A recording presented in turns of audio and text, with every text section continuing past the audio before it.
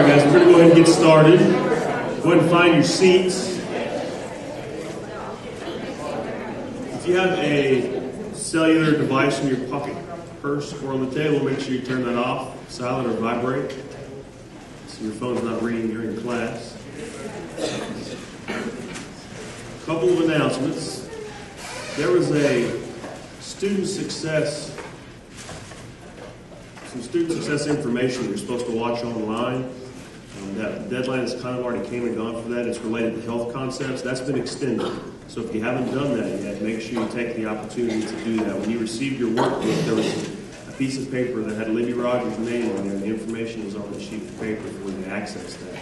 It has been extended, so you have additional time to do that. It's taken a little longer than expected to actually do, so make sure you dedicate some time to sit down and watch those videos and do the required things for that. You get completion credit for that, which basically means if you do it, you get the credit. If you don't get the credit. So it's unfailable as long as you set aside the time to do that. So make sure you set aside the time to get that done. There was a quiz for the class over the first 4 large group sessions.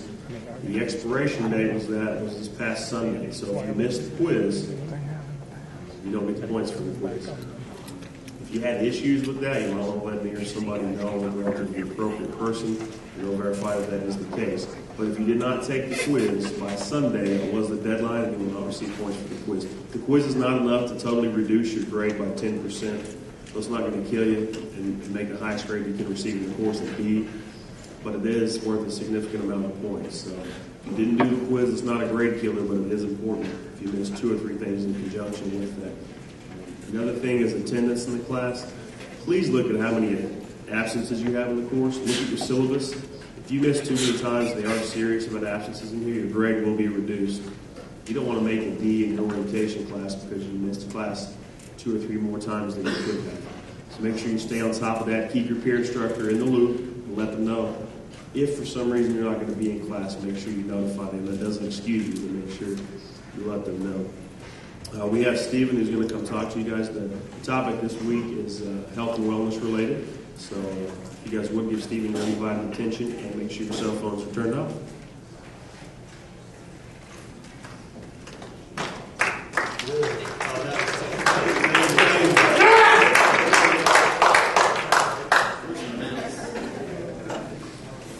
If you guys hear me or am I too short, too far away?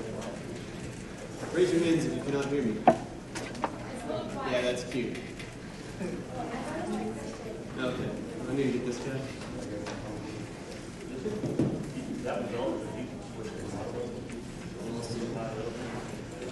Or is that more obnoxious? All right. I'm a counselor in residence here on campus, so I'm one of the mental health professionals. That's kind of why I was half-tasked with this and violence prevention. And I'll get more into promoting this up later. So we're going to kind of talk about alcohol. It's not really going to be about shoving abstinence down your throat or anything like that. You're all old enough to make your own decisions, your own choices. So this is really just about educating you through that process.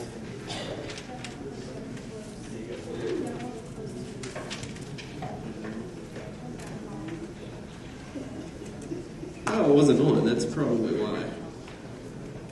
Wow. All right. So do I need to repeat everything that I just said, or am I good? Awesome.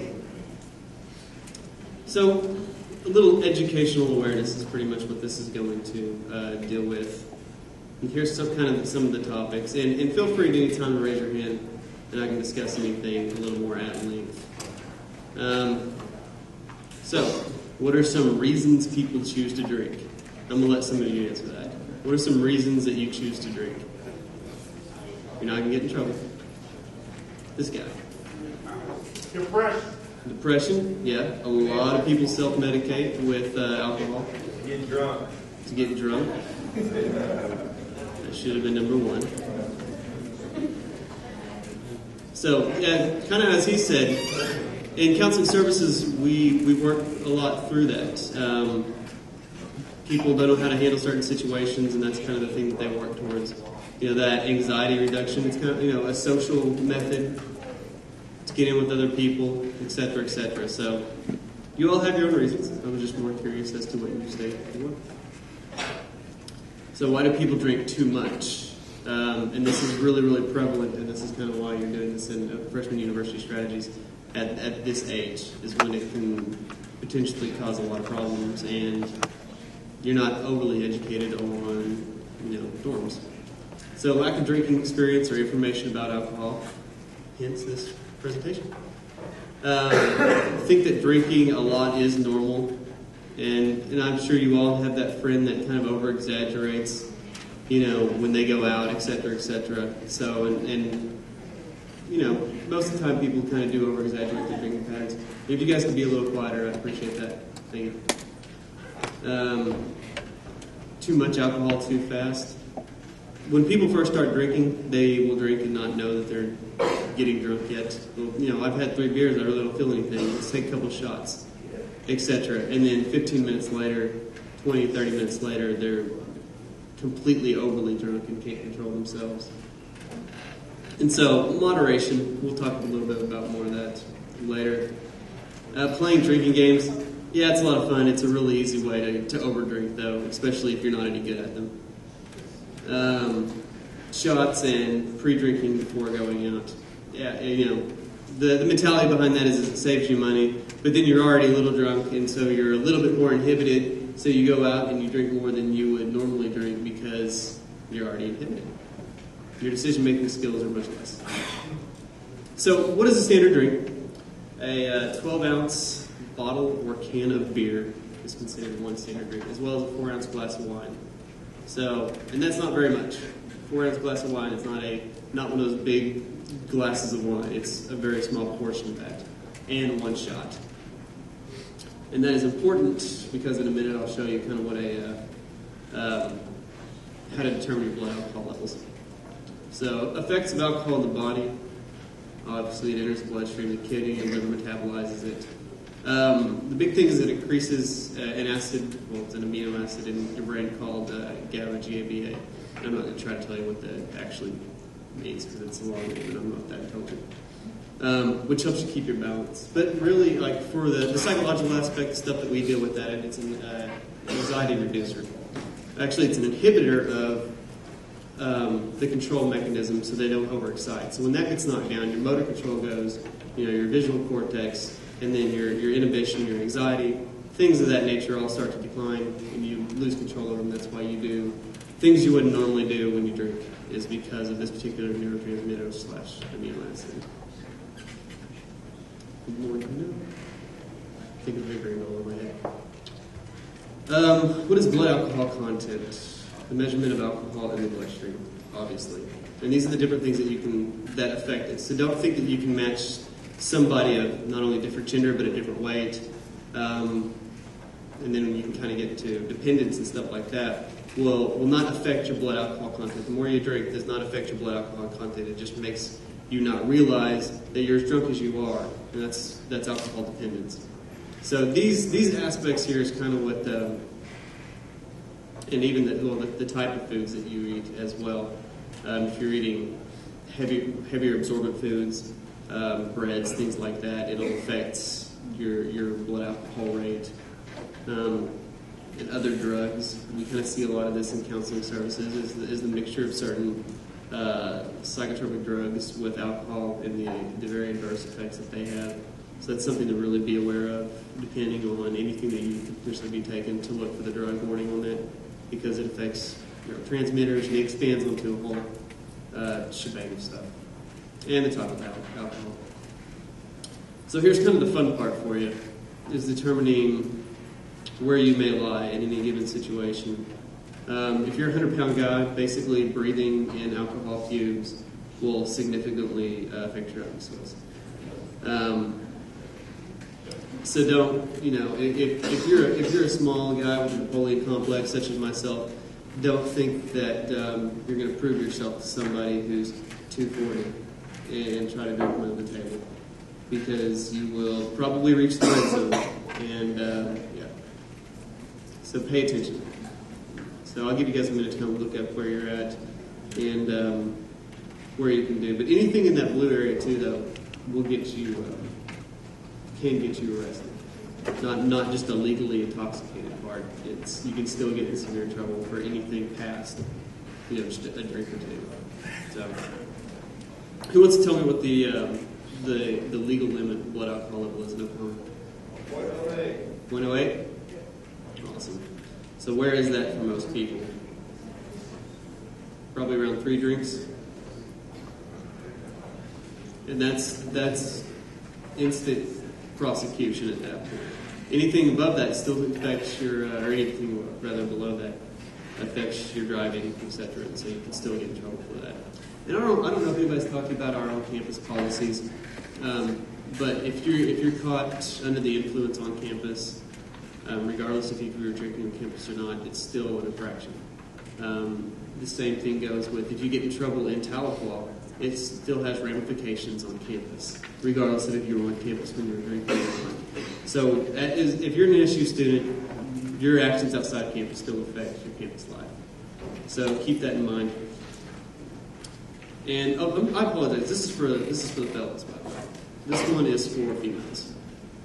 And you can see it's significantly different. A 90-pound female within 100 yards of alcohol begins impairment. And so, there, as females, a lot of it's at 2 drinks, whereas guys, it's at 3 drinks. When you start getting, driving skills affected, etc., etc. So look where you're at. I'll give you a second. And if you also notice at the very bottom, they have a little bit different definition of what 1 drink is. Like 5 ounces of table wine equals 1 drink, etc., etc. It's just kind of semantics. Don't sit there and measure it out for yourself. Just know. So, safe safe drinking rather, is drink no more than 1 drink per hour. Because alcohol takes a while to be absorbed, you don't know how the effect is on you after it's, set in your stomach for a while and went through your system. And, I can say that, but it's easier said than done in a social situation. You feel like you have to have a drink in your hand, you have to be drinking, or you're wanting to get drunk, so you overindulge. And that's when problems tend to arise. Eat a full meal shortly before you begin drinking. Obviously, that's kind of what we discussed a second ago. Drink non-alcoholic drinks between alcoholic ones. That way, you are rehydrating yourself for one, because a large part of the hangover is the dehydration, but also it's because you're feeling more full, you're feeling more satiated, you're not feeling like you need to constantly have alcohol in you. And obviously, do not mix alcohol with other drugs. And know your limits and stick to them. That's kind of what the previous 2 slides were, so you kind of fill out what your limit is instead of going out and just trying to figure it out on your own, and then ending up incredibly drunk a few times and getting sick and it being a bad deal for you. So, and one of the reasons why I was really picked in on this is not because we deal with tons and tons of alcohol as mental health professionals on campus, but it's a lot of the violence prevention and working with kind of the tertiary aspect of that. And it's really important for you guys because this is the time when a lot of these things happen. And what I'm about to talk about is date drugs, date rape, things like that. It's kind of a heavy topic for some people. I realize that. So I appreciate your attention. And not only that, but if this kind of enacts a little bit too emotion for you, come talk to me afterwards, or come see us at counseling services, and we can work through this. But unfortunately, it's a lot more prevalent than that I can guarantee you guys realize. Because you probably don't hear about it, whereas we hear about it every day. And we have to work with students every day about dealing with things like this. And it sounds like this is kind of more for females. This happens often to males. The guys do not talk about it because of our kind of male mentality. We don't like to talk about losing control, especially in what can be considered a sexual situation. And so, fellas don't necessarily dismiss this because this does happen. You just don't hear about it very often. But, and as far as kind of overall violence, Oklahoma, for domestic violence, we're one of the highest states for it. This happens more often in Oklahoma than most states, just not just the date rape drug prevalence, but just domestic violence in general. I can't give you the exact statistic on it, but I can tell you that we're in the top 10% of states in the United States that have to deal with that. And all these things, and the highest percentage of domestic violence, things like that, deal with relationships, and it's kind of similar with the date drug, and I'll get to that in a minute. So, and again, another completely shameless plug on my part is at counseling services, we work a lot. Well, most problems deal kind of with relationship aspects, and we do a lot of prevention, a lot of coordination with students to help them work through these problems. And unfortunately, a lot of it's, as I said earlier, kind of a tertiary approach. It's something's already happened, and we're working through it post that. So it's one of those things that if you're feeling uncomfortable, it doesn't hurt to come talk to us about it. Our services are free on campus. As a student, you're allotted time scheduled with a therapist. So by all means, come in, and it's completely confidential as well. And guys, don't let me tell you again. All right. See if I can turn that on really quick. And you're really mean and hateful. So, date drugs. Most effects of drugs are similar to being drunk. The real way that you kind of point out that these things happen to somebody is if they have a drink or two and they are completely inebriated. That's kind of how you can tell that somebody's been slipped something. If they don't have really any different outward going effects other than they seem overly drunk, stumbling upon themselves, things like that. 77% of all rapes are committed by someone the victim knows. And so, and especially, this is really pertinent to freshmen because you're coming in with all these new people, you're meeting all these new people. It's different than what it was in your hometown because you knew those people for the past 18 years. And whereas here, you're just kind of going off of what you see with them for a little while, and you go out with them, you know, things like that. So it's one of those things just to kind of be aware of. So here's a little quiz. Which of the following is not in the top 5 drugs used for sexual assault? Raise your hand if you think it's Rohypnol. Nobody? All right. MDMA. MDMA is also known as so GHB. It's a growth hormone drug. Citalopram. If I say it really fast, I can just completely botch the word. Nobody? Alcohol? Ketamine? Does anybody have an opinion in this room? That guy and that guy have an opinion? 4? Who thinks it's 4? Raise your hand. Who's waiting for other people to raise their hand and see that there's enough people raising their hand so that they can justify raising their hand? Yes. Yeah, that's kind of the purpose behind this particular part. Is you need to know these names for being what they are, because if you hear these names when you're out at a party or anything like that, somebody says something along these lines, that's when you kind of need to be aware, because all of these except for number 4, which is an it's actually a Celexa, which is a anti-anxiety drug, are used for their date drugs basically. And Rohypnol is kind of the big one. MDMA, ecstasy. People use ecstasy. It's kind of the hug drug. It kind of gets people to get more intimate in their relationship and things like that.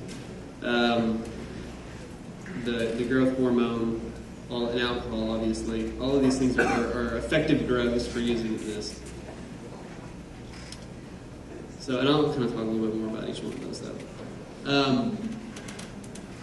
And they all come in. Most of them come in either tablets or liquids. The 2 big ones, Rohypnol and GHB, can be found in both. You can't really taste them after they've been stirred in. You know, it's hard to see them. They dissolve. If you're in a dark room, you're not going to see them get dissolved. Things like that. I'll kind of talk about why that's important here in a minute. But yeah, they're colorless, odorless, tasteless. So that's why you just got to be aware of how much you drink and then how you feel. And that kind of also goes back to, slowing your progression of drinking so that you have that kind of linear aspect of getting drunk, and so you don't know if there's a big spike. And kind of a horrible statistic is that there's a forcible rape every 5.7 minutes, and a lot of those are attributed to being drugged. So another little quiz. And I like this one. Which of the following is not a street name for date rape drugs? So, lunch money? I think that's great. Raise your hand if you think that it is right now. Number 1. All right. Number 2. Number 3. Number 4. Number 5. Anybody? Is nobody have heard of any of these articles? Okay. See, that's kind of the ambiguity of this particular thing. Actually, it's number 2, sleepmate. Here's the whole list, so you can laugh at the craziness of some of these. I don't understand Adam for ecstasy or lunch money for Rohypnol, and the reason it's called lunch money is because of the really low price of Rohypnol. It's pretty easily accessible, so I had to actually look that up because I thought that was rather strange. So yeah, I'm going to let you guys just have a second read over them, just so that you can familiarize yourself with them, so that if you hear them, it's a red flag for you. And that's really the only purpose of them, is to be red flags in social situations.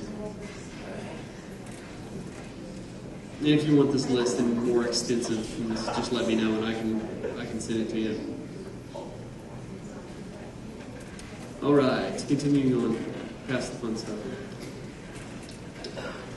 And this is mainly for,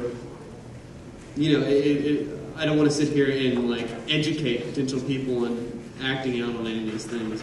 So the punishment's pretty severe, up to 20 years in prison and or fines for even being in possession of quantities of a lot of these drugs. In a study of 32 colleges in the U.S., 84% of victims knew their attacker and 57% of rapes happened on dates. It kind of goes back to the previous statistic. And this is on college campuses. So I'm just reiterating that because it's, being that you're meeting new people, be a little more cautious and more aware. And I know this is kind of easy for a lot of people to fluff off, but the reality of the situation is I've met a lot of people here on campus that have dealt with this already. And I'm not trying to scare you or anything like that, but just really pay attention and really be aware, because it's really traumatizing for a lot of people. Kind of the signs that you've been potentially slipped something. I've said this a couple of times, you feel more intoxicated. You wake up with a little retrograde amnesia, and you can't really quantify that to drinking, 10 drinks or anything like that. If you had a couple of drinks and you woke up and you're forgetful. So signs that it's potentially happened. Here's kind of the big part is the prevention aspect of all this, which is what I really want you guys to get out of this. But it's really about using common sense and just being aware of your surroundings, because it's real easy to go out. You heard such and such having a party, something like that. You go out with some friends, there's a lot of new people there. It's real easy for something like this to happen and get taken advantage of. Easier than you might expect, because it happens to people who think that they're cognizant of the situations. So obviously don't drink things that you didn't open yourself. If you go to a bar or anything like that, go to the bartender and get the drink. If somebody buys you a drink, go up with them and get it. Don't let anybody bring anything to you, especially people that you haven't known for years and you don't fully trust. I'd say just in general, don't do it at all. Community drinks, like things from a punch bowl or anything like that, people will just spike it out of just to do it kind of thing, even though it'll get everyone messed up. So just pay attention to that. And what I talked about a minute ago, don't leave drinks unattended. And don't drink anything that has an unusual taste or appearance, like a salty taste or unexplained residue. Because a lot of these things, the liquid aspect of them can leave more of a salty taste. The ones that are administered liquid, just saying there's a little bit of residue that hasn't been stirred in for things that are tablet or powder form. So just be aware. Pay attention to what you got in your hand. So more prevention, have a designated sober person when you go out, or at least have somebody check up on. And I can tell you right now that a lot of people that we work with in counseling services having to deal with something like this, it's because either their friends left and left them with some people that they weren't entirely, close to, or they went out and did something on their own. And I'd say that's, 90% of the time is that somebody's had to, it's just because they've been left alone and they don't have somebody real close to them to monitor each other. Same thing, if you're over intoxicated, sick, or anything like that, friends doing it, just call it and head out and end the night. So, and then that whole list that I gave you previously, just hearing something like that's a red flag. And pay a lot of attention to it. So here's some of the contact information that you need to be a little aware of. Counseling services, obviously, if you guys need to get in contact with us. And we don't just, as a disclaimer, we don't just work with this. We work with pretty much anything that you can present. Campus police, and I encourage all students to have campus police as a quick call on their phone, because they're going to be the people that are going to get to you the fastest if you're on or around campus. And it doesn't hurt just to have them. Call police, the same thing, but you'll probably just dial 911 if that's the case in the hospital. So if you have a moment to write these down, that's fine. If not, look them when you're on later. Just make sure that you have these ready, especially females, because I'm not trying to deter you from having a good time, but it's a lot more volatile out there than you actually realize. And people aren't as genuine as they can play out to be. So I apologize that mine wasn't fun and entertaining and have an exciting topic. It was something that you needed to hear and you really needed to know, and something that we have to work a lot through on campus. So, any questions about this in particular?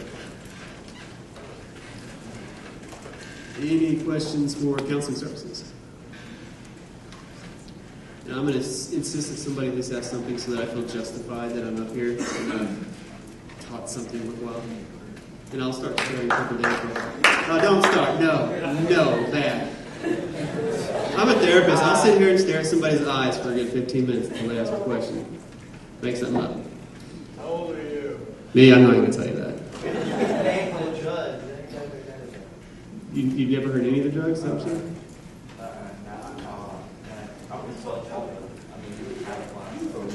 You've never heard any of the street names, or like the actual names, like Hypnol and GHB or anything like that?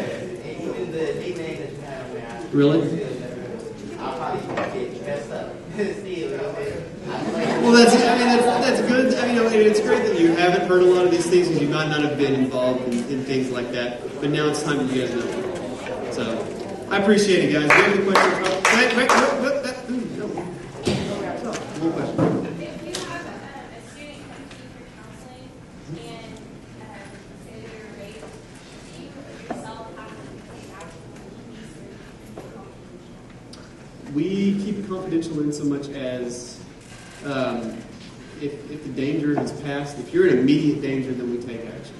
If the danger is passed, that pretty much everything in counseling services is kept confidential. It's up to you as to what you want to do. If you come in saying that there was something that happens and you're wanting to work through it on a psychological aspect, then that's what we do.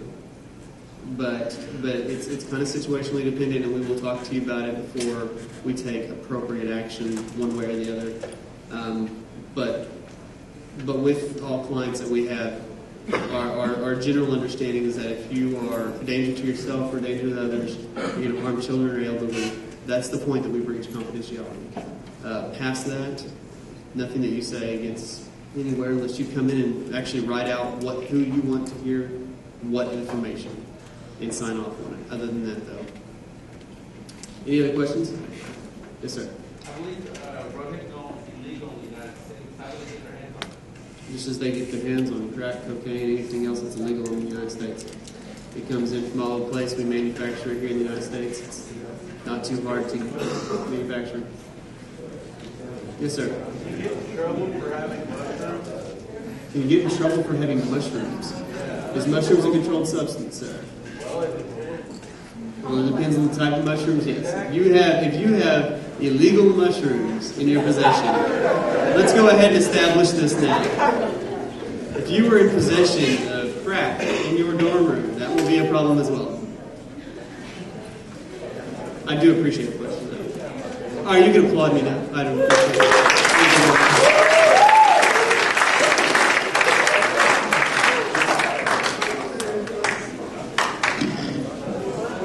Do you guys feel a little more street savvy now? No? Good. Hey guys, couple things. Don't pack up yet. Couple things you need to know. There is, and this was mentioned, there is a student health center on campus. We've told you that before. We've reiterated that if you don't remember. There is a student health center here that provides a lot of services. The services are somewhat limited, but it does provide a lot of services. They're very busy this time of year, but they do make appointments. It is coming to be flu season. They're located between North Lozier, Wiley, and the baseball field. If you're driving on, I believe it's Crafton, the baseball field's on your right. Right before you get to the baseball field, you'll see a little modular type building there. Is it white or green? White. Purple. It's white. It's a small building. And you'll see it right there off the side of the street, Student Health Center. So if you have any issues or concerns, you can call them or go by there. And we do have counseling services. We have several full-time and part-time counselors on staff here that get paid to help students. It doesn't cost you a dime. That's why they're here. They love their job and they like to help people. So if you have any type of mental health concerns or questions, make sure you get with Student Affairs on that. This next announcement is probably going to get some applause, I'm guessing. So you might want to listen up. Don't be the dummy that goes to class. If you have class the second day of the week, this week and this week only, don't say, well, I thought it was canceled from here on out. This week and this week only, with it being week 4, you have tests going on. Second day of the week, you're not going to have class. So,